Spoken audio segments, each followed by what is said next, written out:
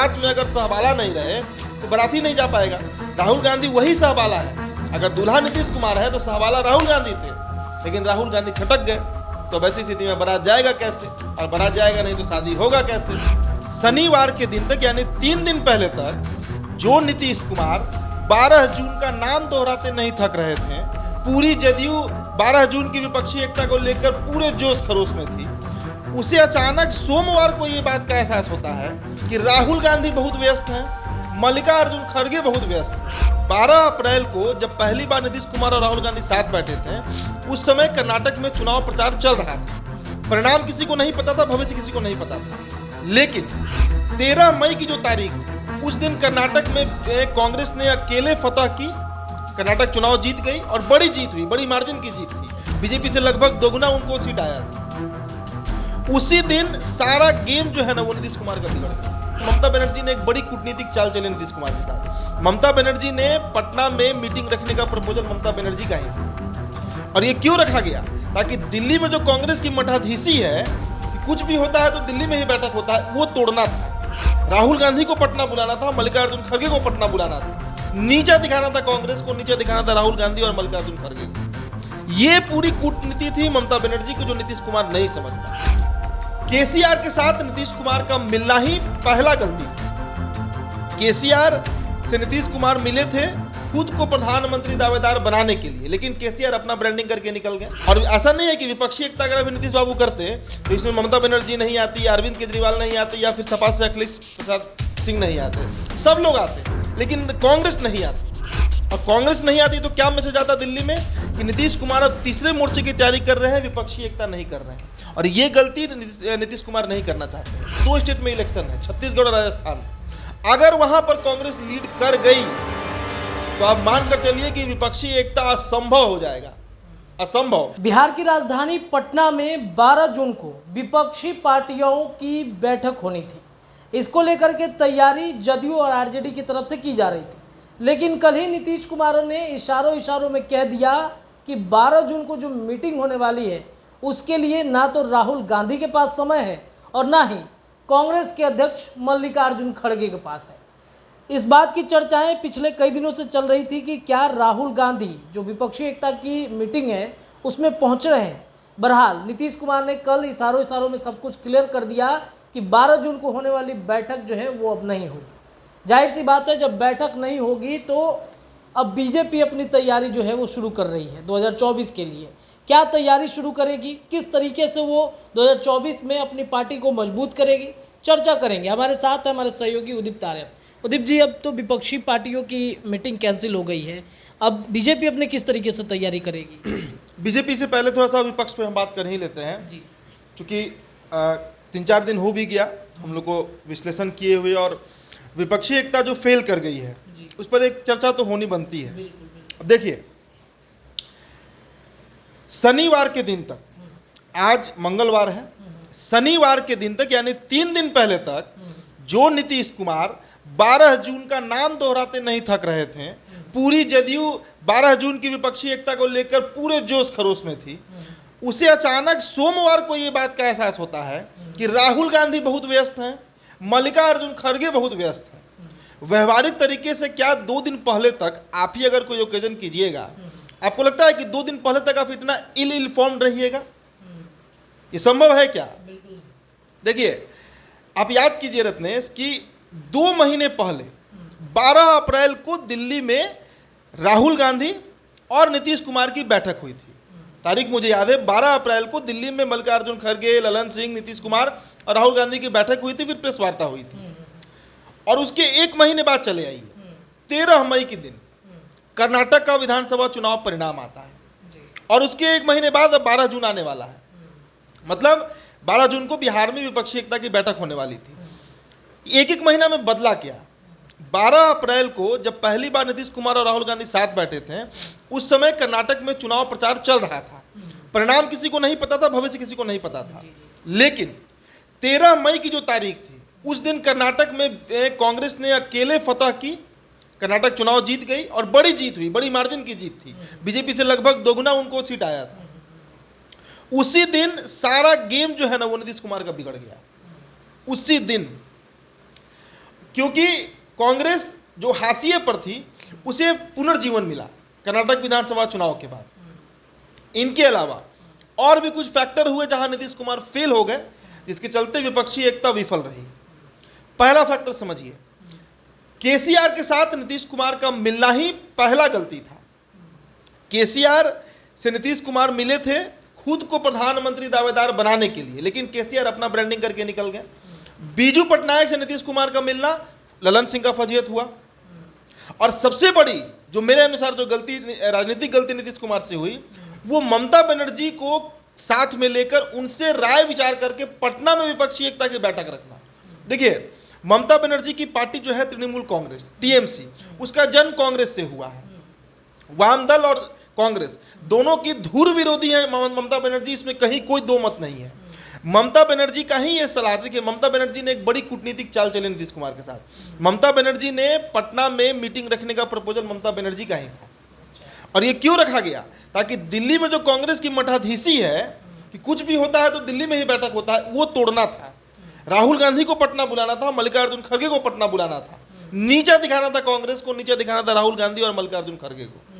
ये पूरी कूटनीति थी ममता बनर्जी की, जो नीतीश कुमार नहीं समझ पाए। और ऐसा नहीं है कि विपक्षी एकता अगर अभी नीतीश बाबू करते तो इसमें ममता बनर्जी नहीं आती, अरविंद केजरीवाल नहीं आते, या फिर सपा से अखिलेश प्रसाद सिंह नहीं आते, सब लोग आते, लेकिन कांग्रेस नहीं आती।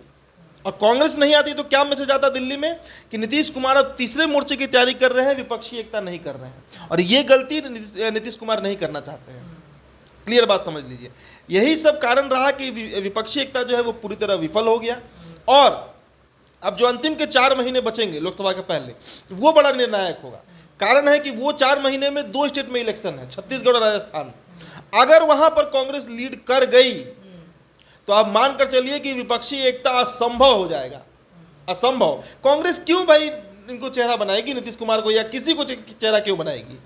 अगर कांग्रेस रिवाइव कर रही है, देश में वापसी कर रही है, तो सबसे बड़ी पार्टी थी, है और हो जाएगी। फिर कोई चांस ही नहीं कि नीतीश कुमार को। तो इसीलिए विपक्षी एकता फेल हो गई, इसमें राजनीतिक गलतियां हुई। और इसका अब संजीवनी जो है वो बीजेपी को मिल गया।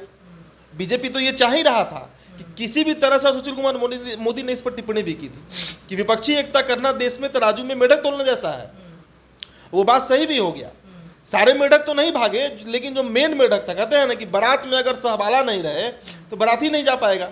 राहुल गांधी वही सहबाला है। अगर दूल्हा नीतीश कुमार है तो सहबाला राहुल गांधी थे, लेकिन राहुल गांधी छटक गए। तो अब ऐसी स्थिति में बारात जाएगा कैसे? और बारात जाएगा नहीं तो शादी होगा कैसे? विपक्षी एकता को अगर समझना तो सीधा सीधी समझ लीजिए। तो ये कुछ नेताओं की आपसी रंजिश, कूटनीति के हवाले चढ़ गया विपक्षी एकता। इसमें केसीआर भी रहे, इसमें अच्छा अरविंद केजरीवाल का जो अध्यादेश वाला मामला था, पूरा देश घूमे महाराष्ट्र से लेकर बंगाल तक, इसमें कोई तैयारी नहीं हुआ, तो वो एक अलग अपना राजनीति चल रहे हैं। तो कुल मिला जुला कर जो गुणागणित है वो यही बैठा कि नीतीश कुमार इसमें बुरी तरह फेल हो गए, असफल हो गए। तो वो जो बीजेपी अपनी तैयारी फिर किस तरीके से करेगी, क्योंकि उनको जो संजीवनी मिला है उसी जो संजीवनी का उपयोग तो वो करेगी ना, तो उसकी क्या रणनीति रहेगी? देखिए, बीजेपी का जो पॉलिटिक्स है बिहार में वो जोड़ो तोड़ो का है। कुछ लोगों को तोड़ना है, किधर से? जदयू से, राजद से। या तो उनको अपने खेमे में ले आना है, जैसे आरसीपी सिंह हुए, उपेंद्र कुशवाहा हुए, सुहेली मेहता हुई, मीना सिंह हुई। जदयू में तो 6-7 बड़े नेता लोग जो हैं वो टूट के बीजेपी में आ गए, और जो नहीं आए हैं वो आ जाएंगे। आरजेडी का भी वही गुणागणित है। अब आरजेडी में कुछ नाम है, जैसे दरभंगा में कई बड़े मुस्लिम नेता जो हैं, अली अशरफ जो है फातमी, वो चले गए जदयू में। एक आपको अली कलाम है, वो अवैसी की पार्टी ज्वाइन कर लिए हैं दरभंगा में, और वहाँ पर बजाते वो हस्ताक्षर अभियान चला रहे हैं, सदस्यता अभियान चला रहे हैं AIM की तरफ से। तो धीरे धीरे जो है ना वो बीजेपी यही काम कर रही है कि जो मजबूत नेता हैं उस खेमा में उनको तोड़ो, जो क्षेत्रीय नेता हैं या फिर कहिए कि जाति वाले नेता हैं जिनके पास बड़ी आबादी है जिनकी जाति की, उनको खुद के साथ जोड़ना है। मुस्लिम वोट को क्या कह सकते हैं उसको, मतलब तोड़ना है, अलग करना है, और उनको अवैसी की तरफ पुश कर देना है। और अवैसी भी इस काम में बिहार में लगे हुए हैं। अब एक बात को नोटिस कीजिए कि जिस दिन कर्नाटक का चुनाव परिणाम आया उसी दिन उत्तर प्रदेश में भी एक चुनाव परिणाम आया था। मेरठ साइड जो इतना वोट पोलराइज होता है हिंदू मुस्लिम का, मेरठ में 80% मुसलमानों ने अवैसी को वोट किया था। अब 2020 का विधानसभा चुनाव उठाकर देख लीजिए, बिहार का गोपालगंज उपचुनाव उठाकर देख लीजिए, मोकामा उपचुनाव उठाकर देख लीजिए, सभी जगह मुस्लिम अब धीरे धीरे अवैसी की तरफ शिफ्ट कर रहे हैं। तो ये राजद का धीरे धीरे वोट बैंक जो वो खिसक रहा है, ये बीजेपी का एक स्ट्रैटेजी है।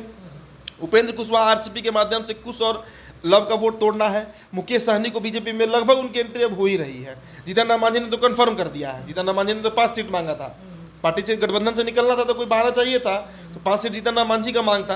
तो यही स्ट्रैटेजी है बीजेपी का कि जितने छोटे छोटे छत्रप नेता हैं, चाहे वो मुकेश सहनी हो, उपेंद्र कुशवाहा हो, चिराग पासवान हो, पशुपति कुमार पारस हो, इस तरह के जितने भी लीडर्स हैं उनको अपने खेमे में करो, उनकी जाति का वोट अपने साथ कर लो, मुस्लिम वोट तोड़कर अवैसी की तरफ शिफ्ट करो और विपक्षी एकता नहीं होने दो।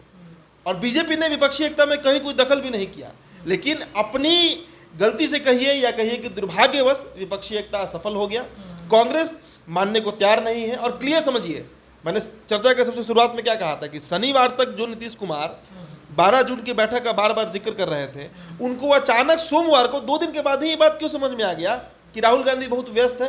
शनिवार को नहीं पता था क्या कि राहुल गांधी अमेरिका गए हुए हैं और 11 तारीख को वापस आएंगे? खूब अच्छे से पता था, लेकिन एक उम्मीद थी। और मल्लिकार्जुन खड़गे बहुत व्यस्त है। कोई लॉजिक है इस बात का? ये प्योर पॉलिटिक्स अगर आप समझिए इस बात को, तो एक तरफ बीजेपी जो है वो खुद को मजबूत करने में लगी है, ना सिर्फ मजबूत करने में लगी है बल्कि बिहार में ग्राउंड पर वो काम भी कर रही है। जाति के नेता, क्षेत्रीय नेता और छोटी छोटी पार्टियों को साथ में लेकर साधने का प्रयास, वोट बैंक कलेक्ट करना, और इधर विपक्षी एकता में तितर बितर हो रही जदयू का तो वोट बैंक भी खिसक रहा है। तो नीतीश कुमार को जहाँ तक मेरी समझ है, पहले बिहार में मजबूती से अब काम करना चाहिए, क्योंकि 43 विधायकों वाली पार्टी है और जो सांसद हैं पिछली बार वो बीजेपी के वोट से ही जीते थे। इस बात को जदयू भी समझती है, ये मेरे बोलने से कोई फर्क नहीं पड़ता है, जदयू भी इस बात को समझती है। तो नीतीश कुमार अब क्या करेंगे, क्योंकि विपक्षी एकता तो उनका फेल कर गया, तेजस्वी यादव के साथ अब रहेंगे नहीं रहेंगे, इस पर भी अब सवाल उठेंगे। देखिए, तेजस्वी के अलावा कोई ऑप्शन भी नहीं है नीतीश कुमार के पास। 3 बार अमित शाह ने कह दिया है बिहार में आकर कि सारे दरवाजे बंद हो चुके हैं, तो तेजस्वी के अलावा कोई ऑप्शन नहीं है। जमीन अगर बिहार में ये लोग अपना मजबूत कर लेंगे महागठबंधन, तो अभी भी चाचा भतीजे की जोड़ी में इतनी ताकत है कि वो बीजेपी को परास्त कर सकती है। लेकिन देश का दौरा अगर करेंगे जिस तरह कर रहे हैं या कर रहे थे, अब तो नहीं कर रहे हैं, तो फिर बिहार में धीरे धीरे कैडर जो है इनका कमजोर ही होगा। कैडर मजबूत होने का कहीं कोई चांस नहीं है रत्न। चलिए, तो बीजेपी एक तरफ तोड़ो जोड़ो की राजनीति कर रही है, तो नीतीश कुमार की जो मुहिम है विपक्षी एकता को मजबूत करने का, पटना में जो मीटिंग था वो अब रद्द हो चुका है एक तरीके से माना जाए तो। हालांकि अभी आधिकारिक पुष्टि नहीं हुई है, होगी उस पर भी चर्चा करेंगे, लेकिन बहरहाल अभी यही राजनीति देश भर में चल रही है। इस चर्चा में इतना ही। तमाम चर्चाओं के साथ लगातार जुड़ेंगे। आप देखते रहिए हमारे चैनल द बिहार टॉप। धन्यवाद।